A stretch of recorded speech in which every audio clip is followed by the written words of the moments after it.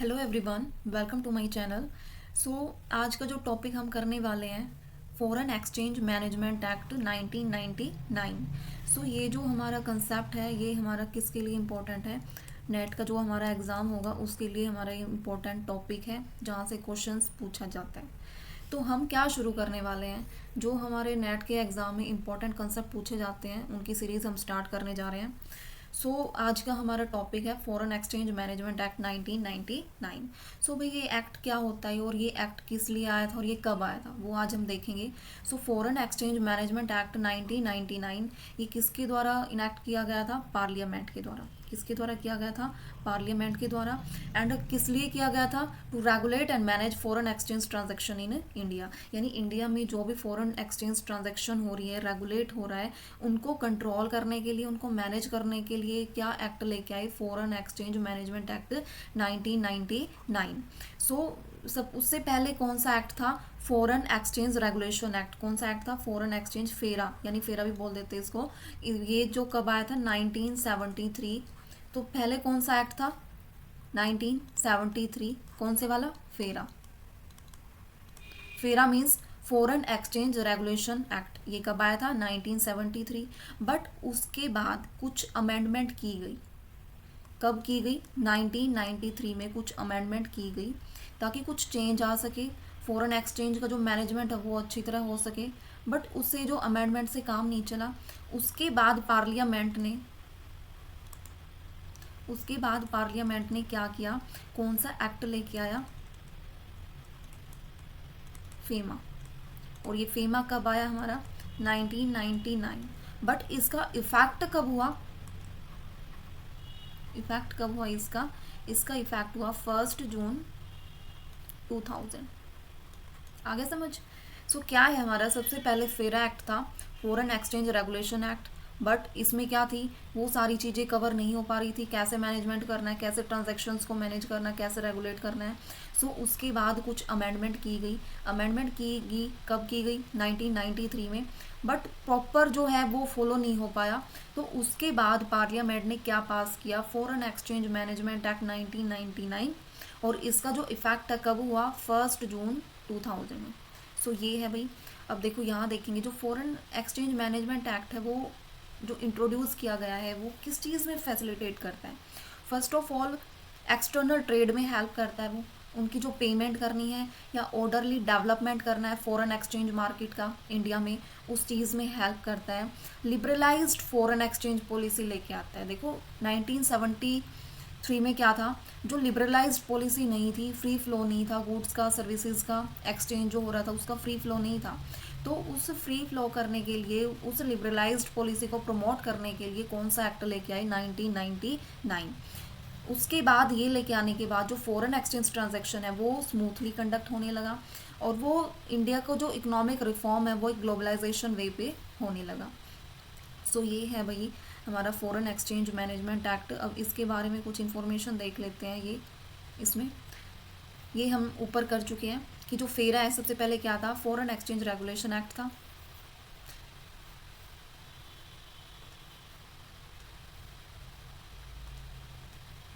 क्या था? Foreign exchange regulation act था। कब था ये? 1973। बट उसके बाद रिप्लेस किसने किया? फॉरेन एक्सचेंज मैनेजमेंट एक्ट ने। कब किया और इफेक्ट कब हुआ उसका? 1 जून 2000 में। बट जो है रिप्लेस्ड कब हुआ था? 1999 में हुआ था। बट उसका इफेक्ट कब हुआ? 1 जून 2000 में। तो ये बोल भी रखा है इसमें कि replaced by FEMA act which was passed in 1999। यानी ये कब पास किया गया? 1999 में पास किया गया। किसने पास किया? पार्लियामेंट ने पास किया। और किसने रिप्लेस किया? ये फेमा ने रिप्लेस किया। किसको रिप्लेस किया? फेरा को। किसको रिप्लेस किया? फेरा को। FEMA extend to whole of India. पूरी इंडिया में जो है एक्सटेंड किया गया है इसको। और ये जो रिकमेंडेशंस किसके द्वारा की गई थी? By the high level committee. किस चीज़ पे? On BOP doctor C Rangarajan in 1993। यानी 1993 में क्या किया गया? कुछ अमेंडमेंट लेके आए। ये कौन? Doctor C R. ये कुछ अमेंडमेंट लेके आए 1993 में। बट उसको फॉलो नहीं कर पाए, उससे लिबरलाइजेशन पॉलिसी है वो सुटेबल नहीं हो पाई। सो उसके बाद क्या, कौन सा एक्ट ही रखा, कौन सा एक्ट पास किया गया, फेमा एक्ट पास किया गया, जिससे जो है फुल्ली वे में लिबरलाइज पॉलिसी को वो ला सके। सो ये यही बोल रखा है कि जो फेरा है वो क्यों रिप्लेस किया गया फेमा की जगह, क्यों किया गया, क्योंकि लिबरलाइजेशन पॉलिसी को स्टार्ट करने के लिए पहले सुटेबल नहीं था फेरा में ये चीज़, अमेंडमेंट की 1993 में, बट फिर भी नोट सफिशिएंट नहीं था, तो फेमा लेके आए। और किस क्यों किया गया, ताकि फॉरेन एक्सचेंज मार्केट इंडिया में प्रमोट कर सके।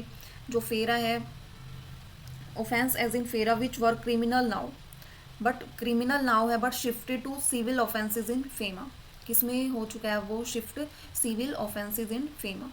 अब क्या ऑब्जेक्टिव क्या है भाई फेमा का, फेमा का जो ऑब्जेक्टिव है to consolidate and amend law को अमेंड करना फॉरेन एक्सचेंज में, एक्सटर्नल ट्रेड एंड पेमेंट में को फैसिलिटेट करना, जो पेमेंट हो रही है इम्बैलेंस उनको रिमूव करना, strong and developed foreign exchange policy market में लेके आना, regulation of employment business and investment of non residents, यानी जो एम्प्लॉयमेंट बिजनेस है और जो इन्वेस्टमेंट है उनमें रेगुलेशन लेके आना।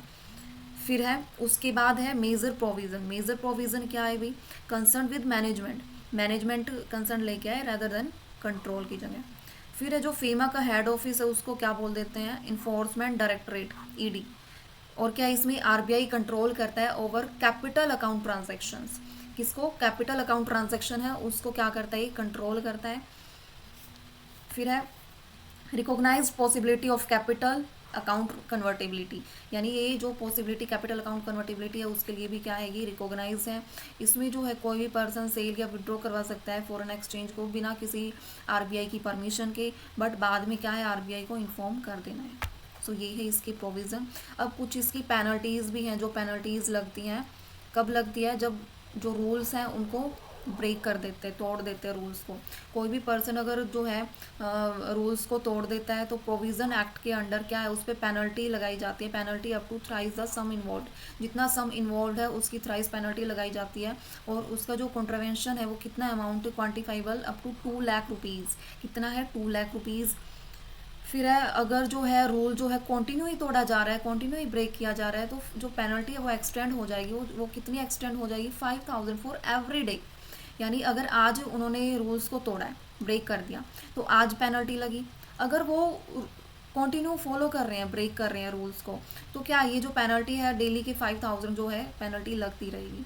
तो ये है। उसके नेक्स्ट क्या है, अगर कोई person found to have acquired any foreign exchange, so foreign exchange security के लिए किस चीज़ में है, इमूवेबल प्रॉपर्टी और सिचुएटेड आउटसाइड इंडिया, उस चीज़ में ये क्या करता है, एक्सटेंड हो सकती है उसकी जो पेनल्टी। और वो पेनल्टी कितनी एक्सटेंड हो सकती है, penalty up to thrice times the sum involve, जितना सम इन्वॉल्व है उसका थ्राइस जो है, यानी अगर जो है सम 5,000 है तो इसका थ्राइस कितना हो जाएगा, 15,000 हो जाएगा, इतनी जो पेनल्टी है वो लग जाएगी। और पुनिशेबल इम्प्रीजनमेंट, जेल भी हो सकती है इसके लिए, वो कितनी एक्सटेंड हो सकती है, 5 ईयर्स और विद फाइन के साथ। ये है। No court shall take recognise of the offence, कोई जो कोर्ट है वो इसके लिए कोगनाइजेंस नहीं होगा। एंड जो कंप्लेंट है वो राइट किसके द्वारा की जाएगी, बाय द ऑफिसर के द्वारा राइट की जाएगी। और जो ऑफिसर है उसकी जो रैंक है असिस्टेंट डायरेक्टर से बिलो नहीं होनी चाहिए, वही कर सकते हैं। तो ये है इसकी पेनल्टीज़।